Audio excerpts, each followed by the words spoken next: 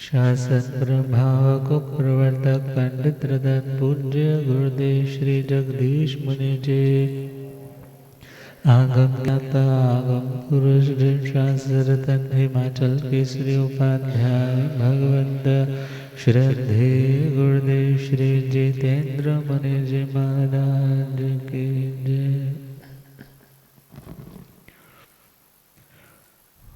उठ जाग मेरे चैतन्य प्रभु, तू अजर अमर अविनाशी है। उठ जाग मेरे चैतन्य प्रभु, तू अजर अमर अविनाशी है।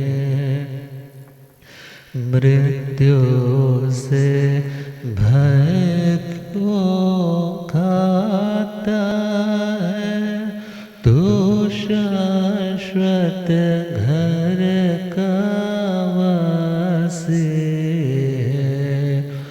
मृत्यु का भय क्यों खाता है, तू शाश्वत घर का वासी है। उठ जाग मेरे चैतन्य प्रभु, तू अजर अमर अविनाशी है। जो मरता है वो तू नहीं है, जो मरता है वो तू नहीं है। जो जन्मे वह भी तू नहीं है, जो जन्मे वह भी तू नहीं है। पुद्गल का मिलना बिछुड़ना है,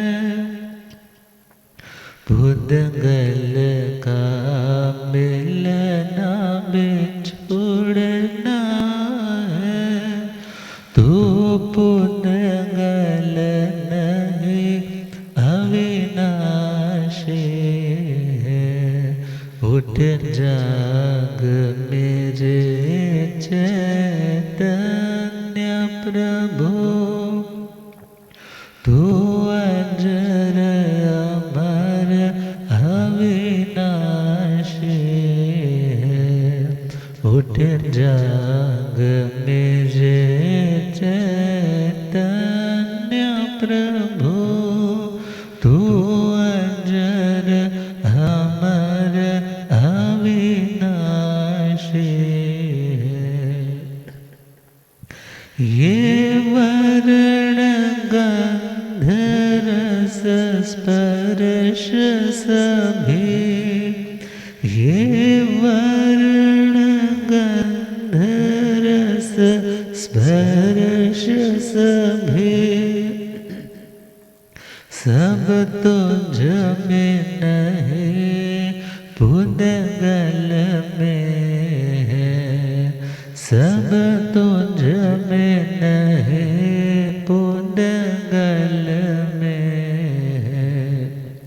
और अंधकार भी नहीं तुझ में, और अंधकार भी नहीं तुझ में। तू ज्योतिर्मय अविनाशी है। उठ जाग मेरे चैतन्य प्रभु, तू अजर अमर अविनाशी है। उठ जाग मेरे चैतन्य प्रभु,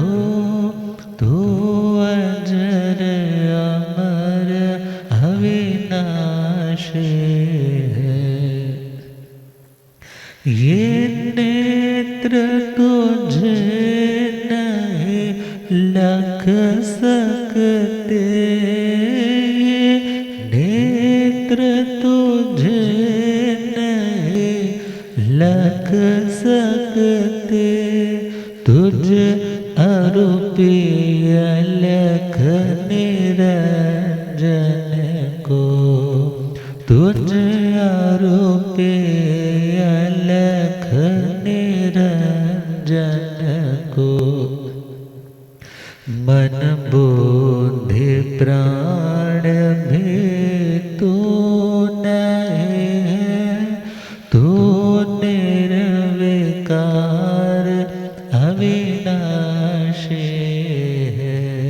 उठ जाग मेरे चैतन्य प्रभु, तू अजर अमर अविनाशी है।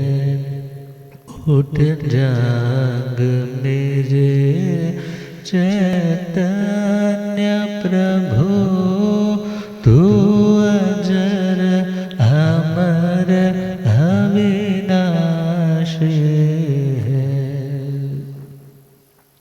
आत्म अंतर में आ जाओ, आत्म अंतर में आ जाओ, बाहर की दुनिया विसराओ, बाहर की दुनिया जो है उसमें विश्वास करो, जो है उसमें विश्वास करो, तू स्वयं सिद्ध अविनाशी है।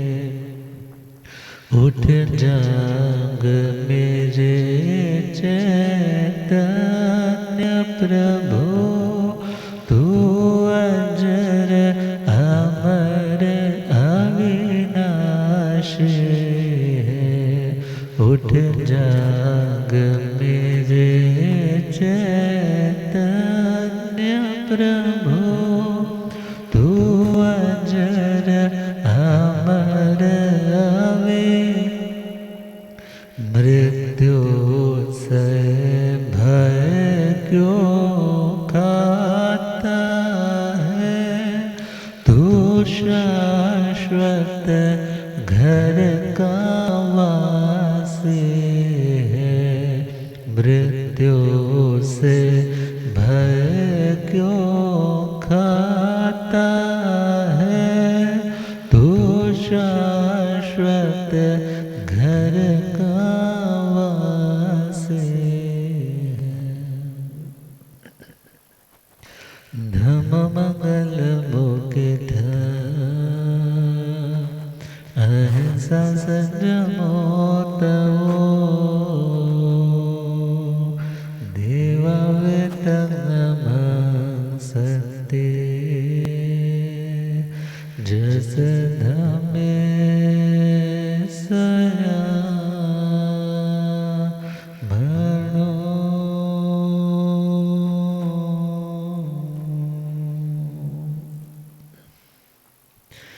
जे हाथ जोड़ गोरानो मेरी वंदना, जे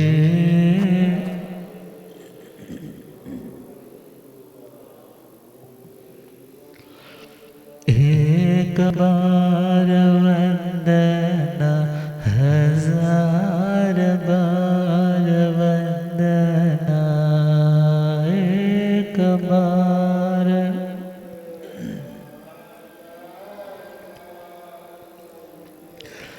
लाख बार वंदना, करोड़ बार वंदना, लाख बार वंदना।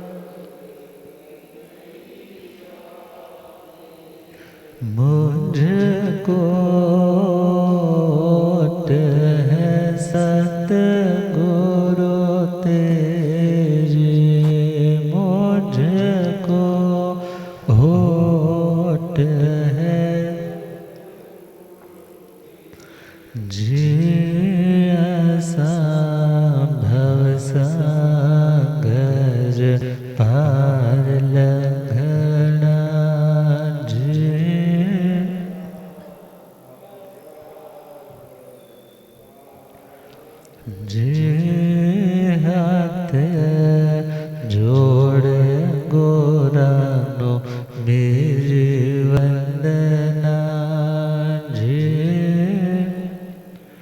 जोड़े गोरानो। अनंत अनंत शांति के निकेतन शासनपति श्रमण भगवान महावीर स्वामी के पावन चरण अरविंदों में हार्दिक भावभीनी नमन। मेरे अंधेरे जीवन को रोशनी प्रदान करने वाले परम कार्य आगम ज्ञान के भंडार, आगम ज्ञाता आगम पुरुष जिन शास्त्ररत्न हिमाचल केसरी उपाध्याय भगवंत श्रद्धेय गुरुदेव श्री जितेंद्र मुनि जी महाराज साहब के पावन चरण कमलों में हार्दिक भावभीनी वंदन नमन। पाठ पर विराजमान तपस्वी रतन श्री प्रभु मुनि जी महाराज साहब के चरणों में भावभीनी वंदन नमन।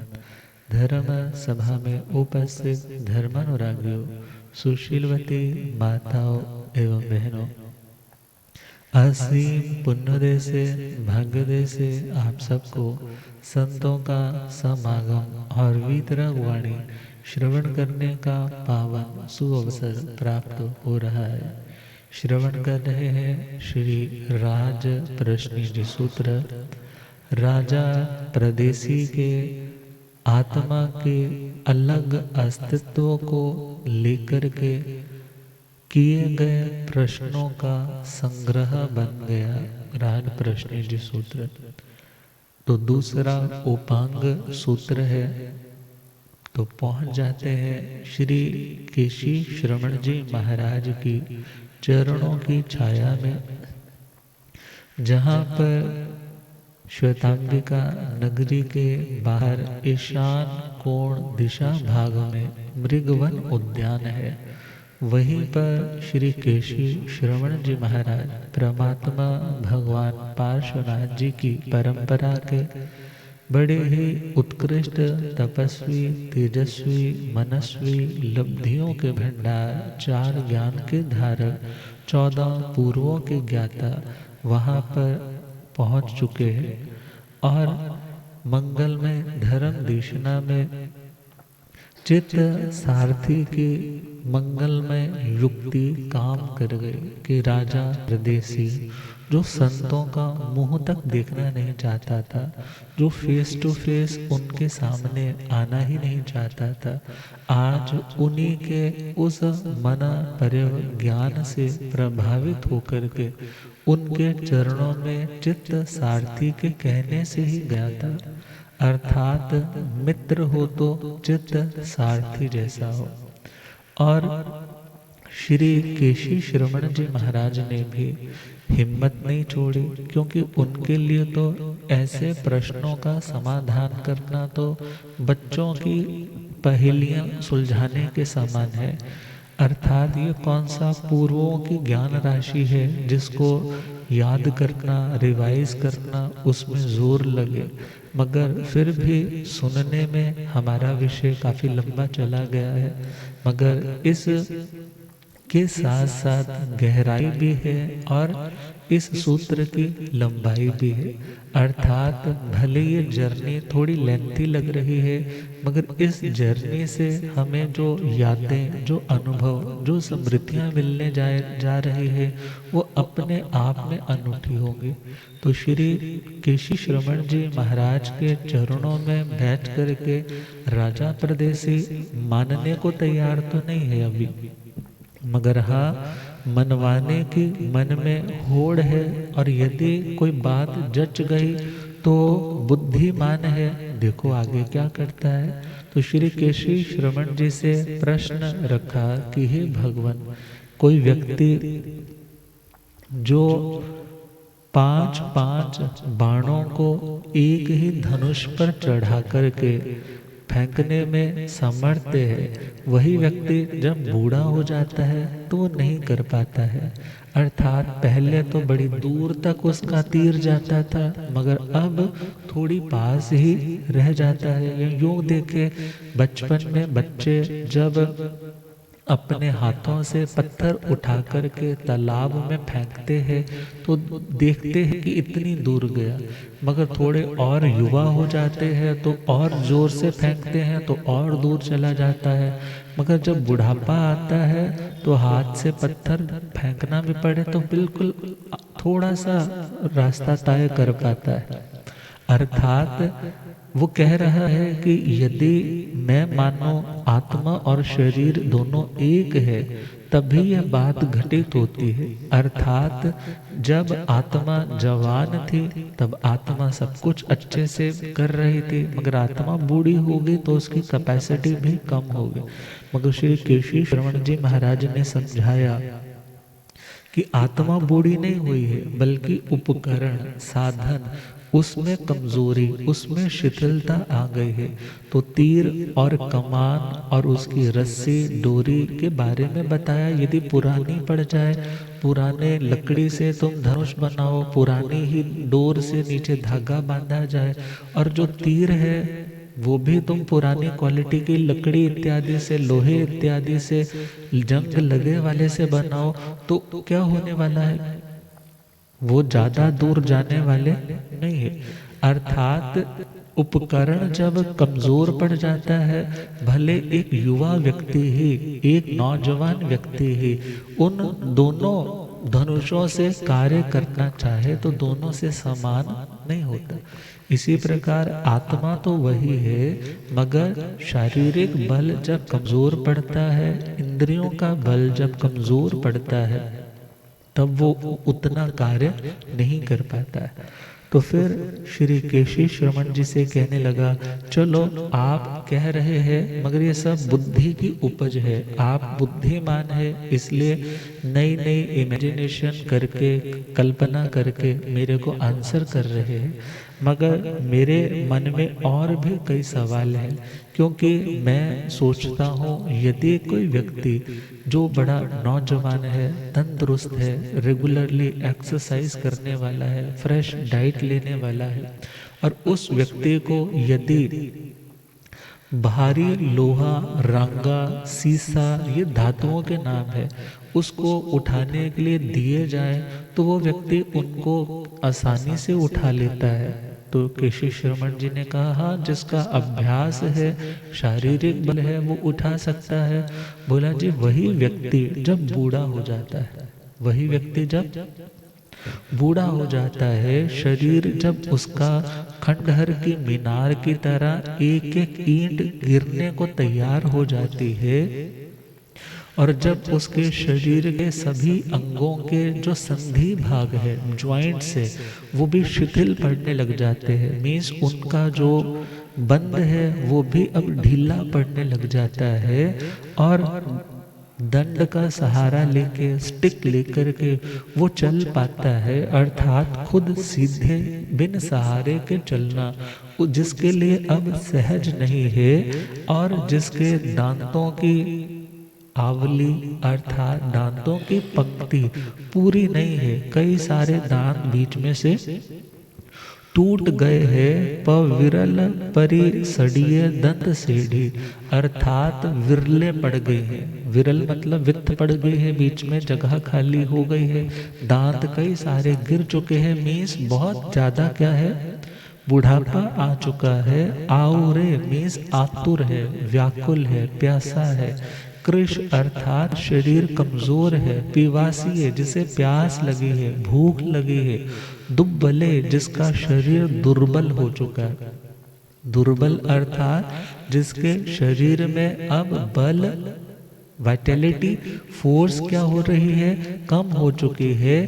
कि लंते जो कोई भी काम करने से पहले सोचता है, करना पड़ जाए तो खिन्न हो जाता है, अर्थात ये पूरा मेरे से ठीक नहीं हो पा रहा। नो प्रभु एगं मह अय भार्गं व जा परि वही तय, अर्थात हे भगवान, क्या वो व्यक्ति उतने बड़े भार को उठाने में, सपोज 50 किलो का लोहे का पिंड है, सीसा है या कुछ भी है, क्या वो उसको उठाने में समर्थ है।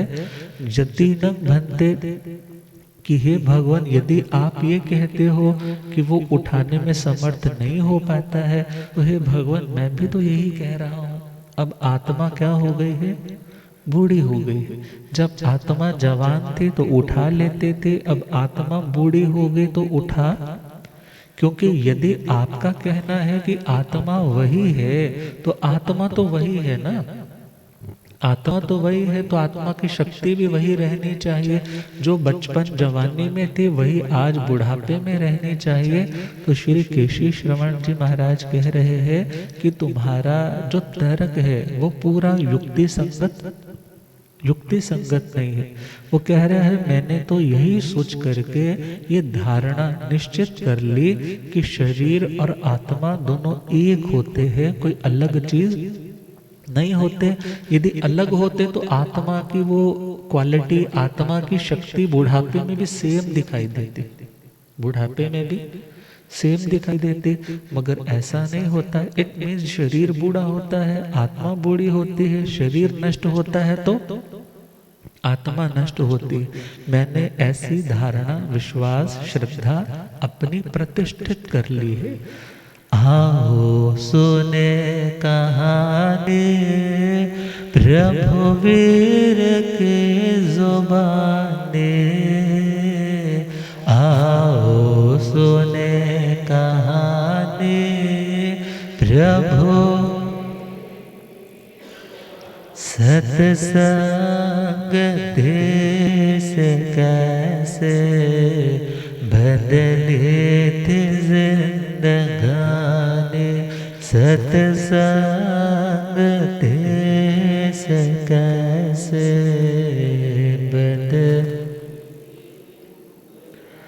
भक्ते युवा क्या भारी लोहा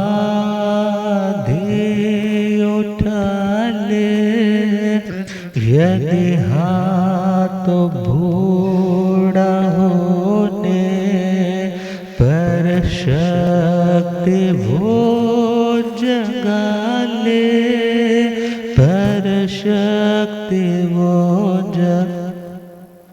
उपकरण के शिथिलता, उपकरण के शिथिलता समाधान देते ज्ञान दे, सत्संग देश बदले थे जिंदगानी, सत्संग देश कैसे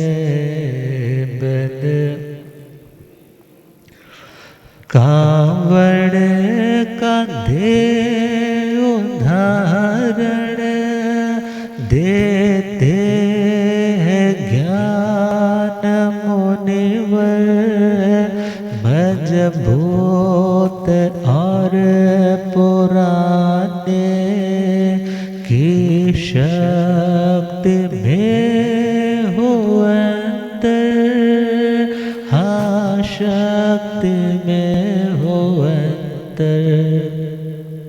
उठाने वाला चाहे हो बहुत बल का स्वामी, सत्संग देश कैसे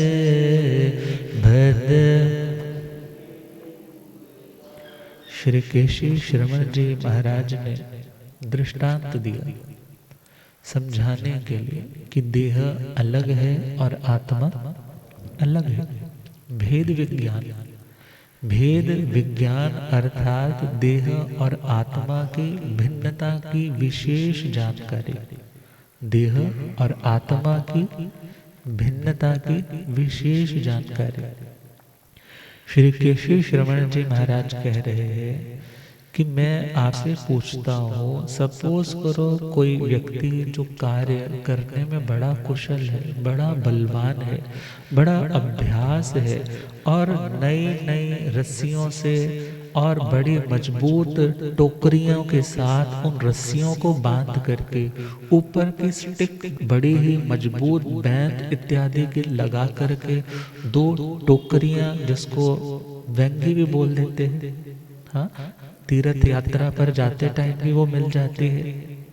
और यहाँ सिंपल श्रवण कुमार को याद कर लो, तो श्रवण कुमार ने अपने माता पिता जो आंखों से नहीं देख पाते थे, उन्हें उसी में तो रख करके गया था। अब कावड़ उठाने वाले कितने कावड़ यात्री होते हैं जो गंगा इत्यादि का जल उसमें भर के लेकर आते हैं और अपने इष्ट स्थान पर आकर उसको डालते हैं। अब एग्जाम्पल दिया जा रहा है कि यदि कोई व्यक्ति जो बड़ा मजबूत है, बलशाली है, जिसकी फिजिकल स्ट्रेंथ भी अच्छी है, और उसने कावड़ तैयार किया, वहंगी तैयार की, और उसकी क्वालिटी बास्केट की जो टोकरी बनाई है वो भी बड़ी अच्छी फ्रेश मजबूत है, और जो रस्सियां लगाई हैं वो भी बड़ी मजबूत है, और जो स्टिक लगाई है वो भी बहुत मजबूत है।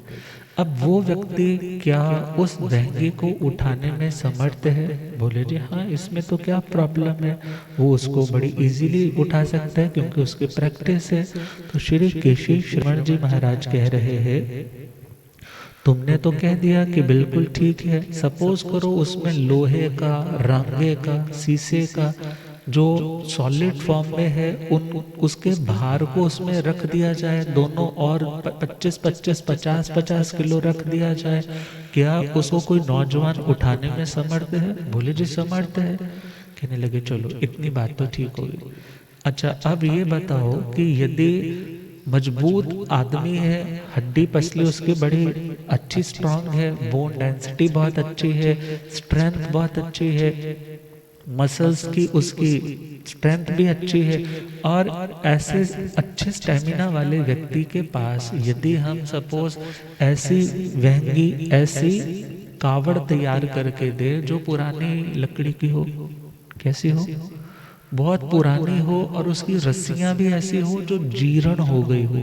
जीर्ण मतलब उन रस्सियों पे भी बुढ़ापा आ गया हो, अब वो रस्सियां भी मानो तार तार करके टूटने के लिए तैयार हो, और जो ऊपर स्टिक है, लकड़ी है जिससे दोनों को बांध करके लटकाना है, वो भी मजबूत इतनी नहीं है। तो यदि कोई व्यक्ति उसमें 50-50 किलो उठा करके चलना चाहे तो चल सकता है। बोले जी इतना तो वेट कैसे झेल पाएगी?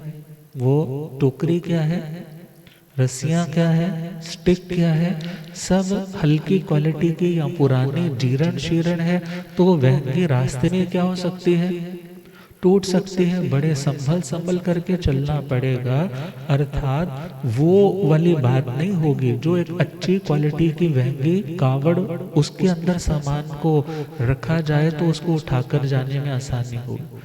कहने लगे मैं भी तो यही कह रहा हूँ। अब शरीर और आत्मा, शरीर और आत्मा, सपोज आपने तो कहा कि मैं ये मानता हूं कि एक बूढ़ा व्यक्ति आत्मा की दृष्टि से भी बूढ़ा हो जाता है, इसलिए वो उन चीजों को उठा नहीं पाता। मगर श्री केशी श्रवण जी महाराज कह रहे हैं आत्मा बूढ़ी नहीं होती, बल्कि आत्मा तो एवर यंग है। सिंपल, आत्मा तो नित्य नूतन है या नित्य पुरातन है, कुछ भी कह लो। अर्थात वो आत्मा पहले भी थी, आज भी है और आगे भी रहने वाली है। तो इस आत्मा को तो किसके समान समझो? उस जवान पुरुष के समान समझो, और उस कावड़ के समान, उन रस्सियों के समान, उस स्टिक के समान किसको समझो? शरीर को समझो। शरीर मजबूत है, शरीर में कहीं फ्रैक्चर नहीं है, कोई बोन डेंसिटी कम नहीं है, या किसी तरह के क्रैम्प्स इत्यादि नहीं पड़े हुए हैं। अर्थात फिजिकली जो व्यक्ति स्ट्रांग है, आज की भाषा में फिजिकली स्ट्रांग जिसको बोला जा रहा है, उसी को यहाँ पर क्या कहा जा रहा है कि जिसके कावड़, रस्सियां, स्टिक स्ट्रांग है, जिसके कावड़, रस्सियां और स्टिक मजबूत है, स्ट्रांग है, उस आत्मा को देखा जाए तो उस मजबूत देह के द्वारा वो बोझ उठाना आसान है। मगर आत्मा वही है, मगर अब उसके पास रस्सियां अब उसके पास वहंगी, अब उसके पास वो टोकरी, वो स्टिक, मीन्स जो शरीर है अब कमजोर हो चुका है, वृद्धावस्था आ चुकी है। अंगम गलितम पलितम मुंडम दशन विहीनम जातम तुंडम वृद्धो याति गृहीत्वा दंडम तदपि न मुंचति आशा पिंडम। ये तो श्री शंकराचार्य जी ने एक वृद्धावस्था में भी तृष्णा न जाने की बात बताई, मगर यहाँ से हम सिर्फ डिपिक्ट कर रहे हैं बुढ़ापे को। अंग अंग गल जाता है, मीन शिथिल हो जाता है, ढीला पड़ जाता है। सिर के बाल काले से क्या हो जाते हैं, सफेद हो जाते हैं। और मुख से सारे दांत क्या हो जाते हैं, गिर जाते हैं। और स्टिक उठा करके बोझ अपना उस पर आधा अधूरा या पूरा डाल डाल करके वो झुक करके चलता है। अर्थात ऐसी सिचुएशन वाला व्यक्ति क्या 50 किलो 100 किलो लोहा रांगा उठा सकता है? नहीं। क्यों? क्योंकि जो उपकरण है, जो साधन है बोझ उठाने का, वो साधन अब क्या हो चुका है, कमजोर हो चुका है। तो श्री केशी श्रवण जी कह रहे हैं, इसलिए तुम समझो, पहचानो, इसके ऊपर आस्था, दृढ़ निश्चय करो कि शरीर अलग है और आत्मा अलग है। आओ सुने कहानी रघुवीर के जुबानी, आओ सुने का रघुवीर के जुबानी, सत्संग से कैसे बदले कावड़ कंधे उदाहरण देते हैं ज्ञान मुनिवर, मजबूत और पुरानी की शक्ति में हो अंतर, की शक्ति में हो। उठाने वाला चाहे हो अतुल बल का स्वामी, सत्संग से कैसे बदले थे जिंदगानी, सत्संग से कैसे बदल।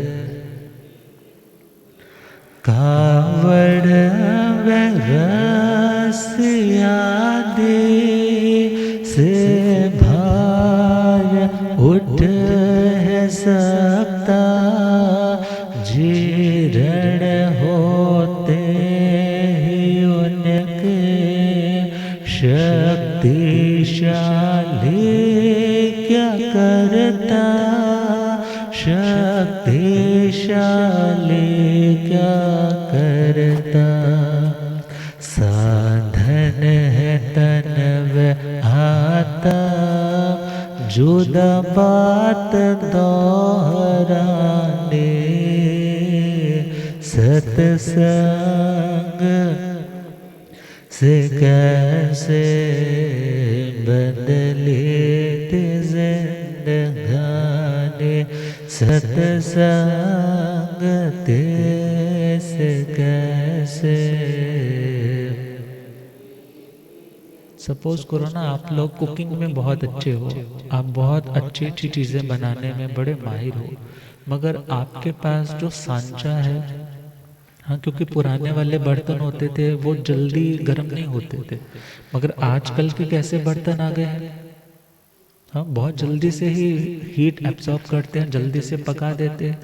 अब भले बनाने वाला व्यक्ति वही है, बड़ा कुशल है, यदि उसके पास साधन अच्छी क्वालिटी के नहीं होंगे तो वो, अब साधन अलग है और बनाने वाला अलग है। इसी प्रकार बताया जा रहा है कि उठाने वाला अलग है और उठाने का साधन उठाने का साधन अलग है। शक्ति तो आत्मा की भी है और शक्ति शरीर की भी है, मगर अकेली आत्मा की शक्ति तो हो, मगर शरीर के उपकरण ठीक न हो तो कैसे चलेगा। बहुत बार क्या होता है, शक्ति तो है, आंखों में शक्ति तो है देखने की, मगर आपका चश्मा, उसके आगे धूल जम गई है, या चश्मा आपका कम नंबर का हो गया है, आपका नंबर बढ़ चुका है, तो आप पूरी तरह से देख नहीं पाते। अर्थात देखने वाला अलग है और ये उपकरण अलग है। अब ये बात समझाई जा रही है, आपको तो शायद समझ आ रही है। यदि ये भेद विज्ञान करना शुरू कर दो ना, तो पता लगेगा कि आत्मा क्या है। और श्री केशी श्रमण जी भी यही समझा रहे हैं कि आत्मा अलग है और उपकरण इंद्रियां ये सारी क्या है, कर्म जन्य है, कर्म से पैदा होने वाली है, ये इनसे अलग है। मगर अभी भी वो टस से मस्त थोड़े हो रहा है। क्या कहते हैं, भगवन नहीं है अब तक विवेक जाग पाया, देह आत्मा अलग है, नहीं सिद्ध है हो पाया, नहीं सिद्ध है हो। समाधान आपके तो बुद्धि की है निशानी, समाधान आपके तो बुद्धि की है निशानी,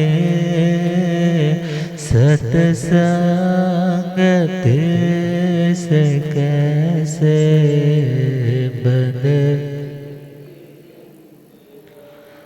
फिर आगे कहता है, मैंने अपनी जिंदगी में बड़े एक्सपेरिमेंट्स किए। मैं पढ़ी पढ़ाई बातें नहीं बोलता, बल्कि मैंने तो एक्सपेरिमेंट किए, प्रयोग किए, तो मैं इस डिसीजन पे पहुंचा कि देह और आत्मा दोनों एक चीज होती है।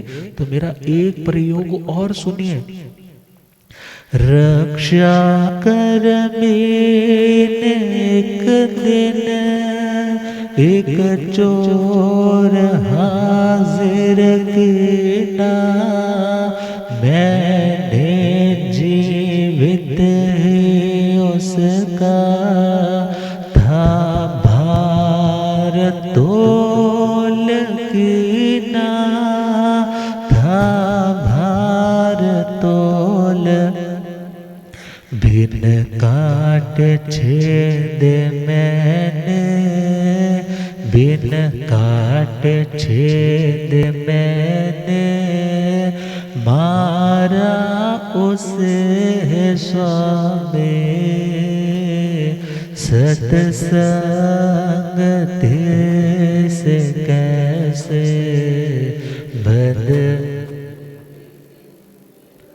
सत्संग से कैसे बंद।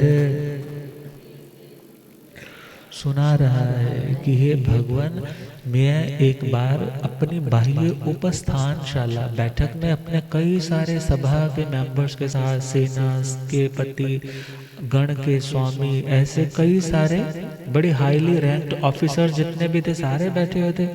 और इतने में एक रक्षा कर्मी, नगर का रक्षक, एक अपराधी को, चोर को पकड़ करके सबूत के साथ मेरे सामने लेकर के आ गया।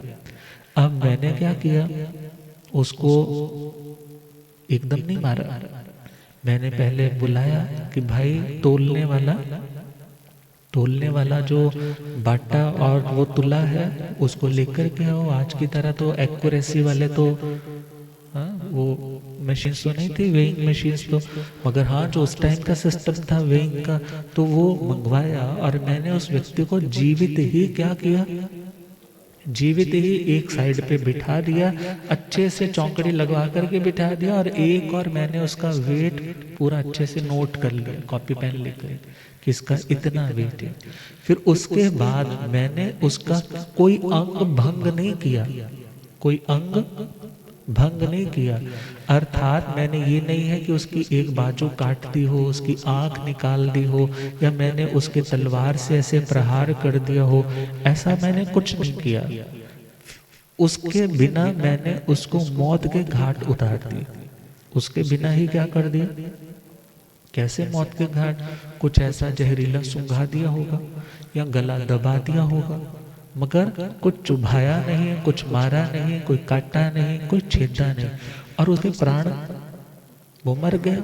और जब मर गया तो मैंने दोबारा से तकड़ी तो वही रखी हुई थी, मैंने क्या किया, चेक किया वेट उसका, कुछ भी अंतर नहीं था, थोड़ा सा भी अंतर नहीं था। तो मैंने सोचा, मैंने निश्चय किया, यदि आत्मा होती तो आत्मा के रहते वेट कुछ अलग होना था। आत्मा अब चली गई है तो वेट कुछ कम कुछ ज्यादा कर कुछ तो हुआ हो, मगर उसमें देयर वाज नो डिफरेंस, कोई अंतर नहीं आया था। अर्थात हल्का सा भी, पॉइंट इतना भी उसका वेट कम नहीं हुआ। तो मैंने क्या सोचा, यदि आत्मा होती तो उसका कुछ वेट होता, मगर आत्मा थी नहीं, शरीर ही आत्मा है और आत्मा ही शरीर है, इसलिए उसके मरने के बाद भी उसका वेट बॉडी का जो तुरंत मैंने चेक किया उतना ही था। मगर केशी श्रमण जी महाराज उसकी नादानी पे हंस रहे होंगे कि भाई ये तो प्रयोग सही रीति वाला, सही नीति वाला और अपने लक्ष्य तक पहुंचाने वाला नहीं है। श्री केशी श्रवण जी महाराज ने उसकी बात को सुना और कहने लगे, मैं तेरे से पूछता हूँ। क्या पूछता हूँ? पहले राजा की बात सुने। मरने से पूर्व और पश्चात भार समथा, रति नहीं था ज्यादा, रति नहीं हकम था, रति नहीं हक। यदि जीवन छोड़ जाता, यदि जीवन छोड़ कमी भार में त्याने, सत्संग से कैसे बदले थे जिंदगानी, सत्संग से कैसे। अतनिश्च मैंने कीना, देह आत्मा अभिन्न है, केशी जी मश्क से ही समझाए, ये तो भिन्न है, समझाए ये तो। क्या मश्क में हो वायु, क्या मश्क में है वायु, भरे पृच्छनाए आने, सत्संग से कैसे बद। श्री केशी श्रवण जी महाराज सुन रहे, और उसको भी कोई डर थोड़ा है, क्योंकि राजा है और क्लियरली कह रहा है कि मैंने किसको मारा जिसका अपराध था। किसको मारा? जिसका अपराध था। माफ मैंने इसलिए भी नहीं किया क्योंकि मुझे प्रयोग भी करने थे, एक्सपेरिमेंट्स करने थे। अब इस एक्सपेरिमेंट में मैंने उसके वेट को चेक करने की कोशिश की, मगर दोनों में सिमिलैरिटी थी, मुझे कुछ भी डिफरेंस दिखाई नहीं दिया। तो मैंने यह विश्वास बना लिया कि देह ही आत्मा है, आत्मा ही देह है, आत्मा कोई देह से भिन्न सत्ता रखने वाला तत्व नहीं है। तो श्री केशी श्रवण जी महाराज यहाँ पर उससे पूछने जा रहे हैं कि क्या तुमने कभी मशक में हवा भरी है या भरवाई है?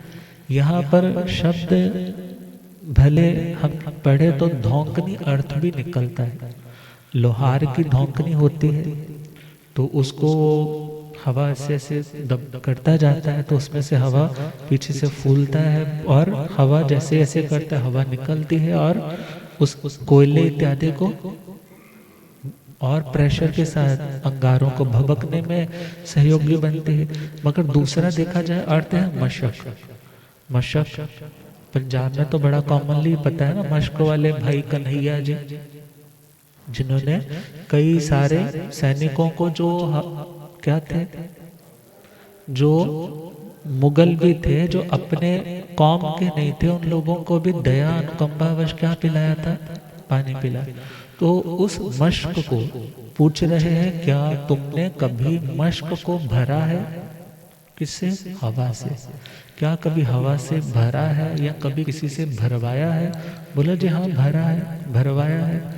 तो पूछने लगे क्या तुमने ये नोट किया कि जब भरा जाता है तो उसका वेट कितना होता है?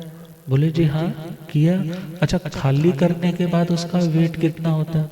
बोले जी दोनों सेम होते, दोनों सेम होते। भले ये साधारणतया उपमा दी जा रही है, बारीकी में चले जाएं तो हवा का अपना वेट है, हवा का, क्योंकि हवा क्या है?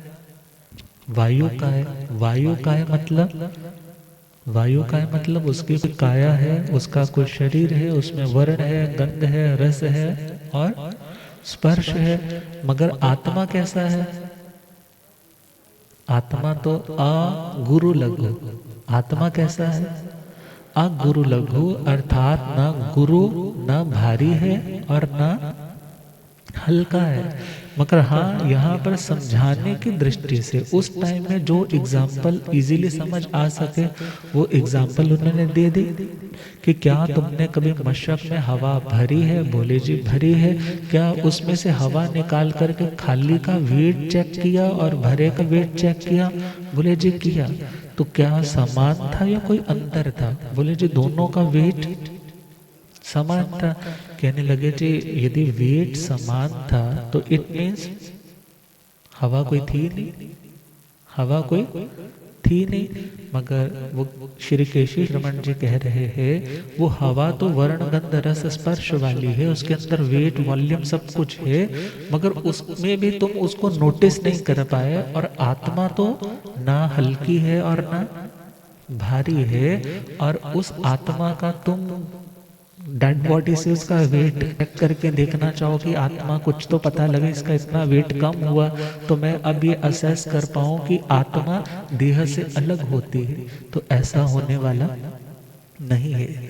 तो श्री केशी श्रवण जी महाराज उसको समझा रहे, भले वायु तो है रूपी और बोझ उसमें होता, साधारण जन को उत्तर साधारणता में होता, साधारणता में होता। भले वायु तो है रूपी और बोझ उसमें, साधारण जन को उत्तर साधारणता में होता, साधारणता से होता। पर आत्मा न हल्के भारे सिद्धांत वाणे, पर आत्मा न हल्के भारे सिद्धांत, सत्संग से कैसे बद, अत आत्मा के रहते देह का न बोझ बढ़ता, और छोड़ कर जाए तो ना तोल भार घटता, ना तोल भार। श्रद्धा करो हे राजन, यही जीव की कहानी। श्रद्धा करो हे, यही जीव की कहानी। सत्संग देश कैसे बदल, नहीं मानने का मानस परदेश का बना है। केशीज जो भी कहते उससे करे मना है, उससे करे मना। अपनी तो डफली उसको, अपनी तो डफली उसको, मानो अभी बजाने। सत्संग देश कैसे बदले। अभी तो उसने सुननी नहीं है, अभी तो सुना रहा है। जितना अभी तक स्टॉक में है ना, सारे क्वेश्चन पे क्वेश्चन लगा रहा है। गुड्डे पधारे हो रब मेरा सत गुरु बन के आया मैनो।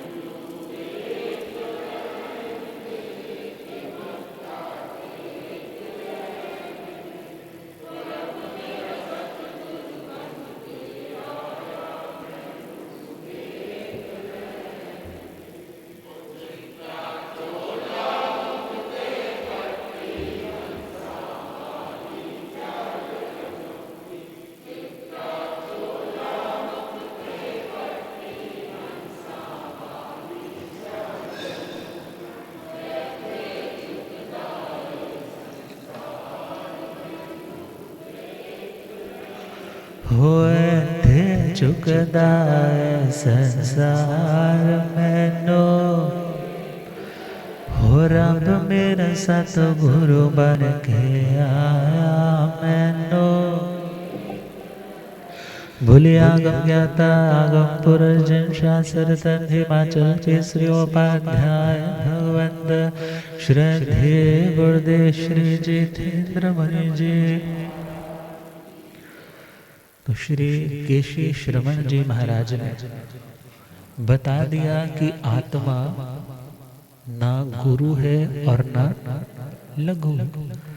इवन धर्मास्तिकाय भी अगुरु लघु है, अधर्मास्तिकाय द्रव्य भी अगुरु लघु है, आकाश आस्तिकाय द्रव्य भी अगुरु लघु है। काल द्रव्य देखे तो वो भी ऐसा ही है, और जीव आस्तिकाय देखे तो वो भी अगुरु लघु। और जो सूक्ष्म प्रमाणों पुद्गल है वो भी कैसा है, अगुरु लघु। और सूक्ष्म परिणत अनंत परमाणुओं का स्कंध रूप भी कैसा है, अगुरु लघु। अब ऐसी सिचुएशन में इतने और द्रव्य हैं जिनका वेट नहीं होता है, मीन्स हम उनको नोट नहीं कर सकते। तो ऐसे सिचुएशन में आत्मा का वेट आप कैसे जान पाओगे कि आत्मा निकली तो वेट कम हो जाए और आत्मा रहे तो उसका वेट कुछ ज्यादा आ जाए। तो उन्होंने समझाया आपने जो प्रयोग किया वो स्थूल संसार का प्रयोग था, सूक्ष्म संसार में ये प्रयोग काम नहीं करते। तब इसके आगे और क्या होता है फिर आगे सुनिए। अब श्रद्धेय गुरुदेव कृपा करें।